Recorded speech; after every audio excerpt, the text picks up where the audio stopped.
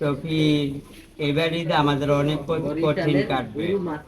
হ্যাঁ, আমরা আছে না আগের গেছে যে ঈদ গেছে আমাদের আছে না রাসেল বাইরুর দিকে চাল পাইছি, পোলাও চাল, তারপরে মুরগি।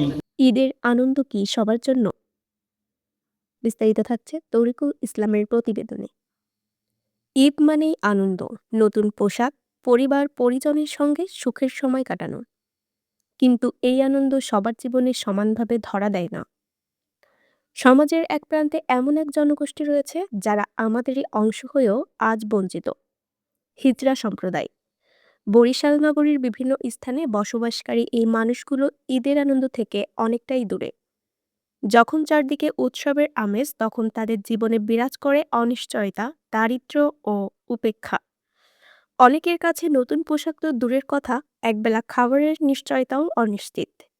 নতুন বাংলাদেশ গড়ার স্বপ্ন আমরা প্রতিনিয়ত দেখি, কিন্তু সেই স্বপ্নে এই অবহেলিত জনগোষ্ঠীর জন্য কতটা জায়গা রাখা হয়েছে এ প্রশ্ন থেকেই যায়। তাদের নেই নিয়মিত ভাতা, নেই সামাজিক নিরাপত্তা, নেই সম্মানজনক জীবনযাপনের নিশ্চয়তা। সমাজের নানা আনুষ্ঠানিকতায় তাদের উপস্থিতি থাকলেও তাদের বাস্তব জীবনের কষ্ট অধিকাংশ সময় আড়ালেই থেকে যায়। এক হিজড়া সদস্যদের কণ্ঠে শোনা যায় গভীর বেদনা। আমাদেরও মন আছে, আমরাও ঈদ করতে চাই, কিন্তু কেউ আমাদের পাশে দাঁড়ায় না। এই আর্তনাদ কেবল একজনের নয়, এটি একটি পুরো সম্প্রদায়ের বঞ্চনা ও অবহেলার প্রতিচ্ছবি। বিশেষজ্ঞদের মতে এই পরিস্থিতি উত্তরণে সরকারের পাশাপাশি সমাজের বিত্তমান ও সচেতন মানুষের সম্মিলিত উদ্যোগ প্রয়োজন।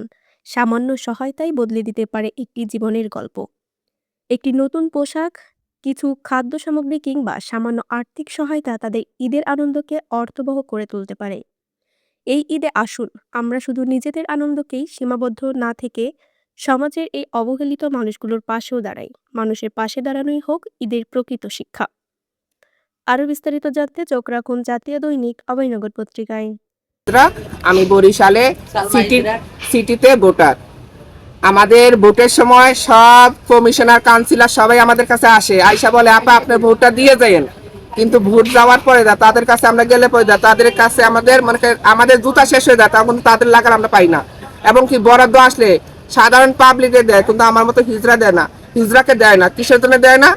যে পাবলিকে তাকে ভোট দেয়, আমি কি তাকে ভোট দেই না? আমি কিন্তু তাকে ঠিকই ভোট দেই।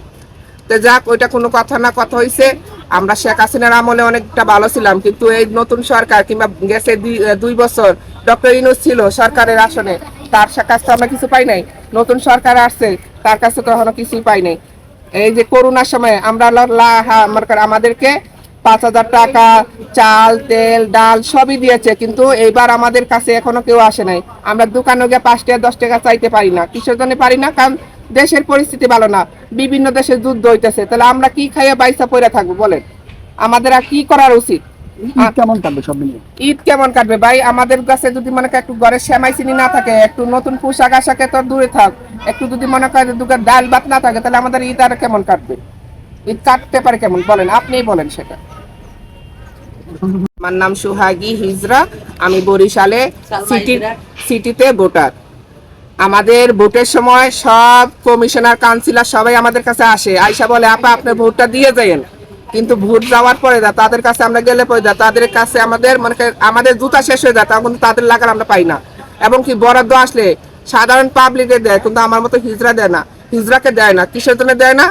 যে পাবলিকে তাকে ভোট দেয়, আমি কি তাকে ভোট দেই না? আমি কিন্তু তাকে ঠিকই ভোট দেই। তো যাক, ওইটা কোনো কথা না, কথা হয়েছে আমরা শেখ হাসিনার আমলে অনেকটা ভালো ছিলাম, কিন্তু এই নতুন সরকার কিংবা গেছে 2 বছর ডক্টর ইউনূস ছিল সরকারের আসনে, তার কাছ তো আমরা কিছু পাই নাই। নতুন সরকার আসছে, তার কাছে তো এখনো কিছুই পাই নাই। এই যে করোনার সময় আমরা আমাদেরকে 5,000 টাকা, চাল, তেল, ডাল সবই দিয়েছে, কিন্তু এইবার আমাদের কাছে এখনো কেউ আসে নাই। আমরা দোকানে গিয়ে 5 টাকা 10 টাকা চাইতে পারি না। কিসের জন্য পারি না? কারণ দেশের পরিস্থিতি ভালো না, বিভিন্ন দেশে যুদ্ধ হইতেছে। তাহলে আমরা কি খাইয়া বাইসা পড়ে থাকবো বলেন? আমাদের আর কি করার উচিত? ঈদ কেমন কাটবে সব মিলিয়ে? ঈদ কেমন কাটবে ভাই? আমাদের কাছে যদি মনে করেন একটু ঘরে সেমাই চিনি না থাকে, একটু নতুন পোশাক আশাকে তো দূরে থাক, একটু যদি মনে করেন দুটো ডাল ভাত না থাকে, তাহলে আমাদের ঈদ আর কেমন কাটবে? ঈদ কাটতে পারে কেমন বলেন? আপনিই বলেন সেটা।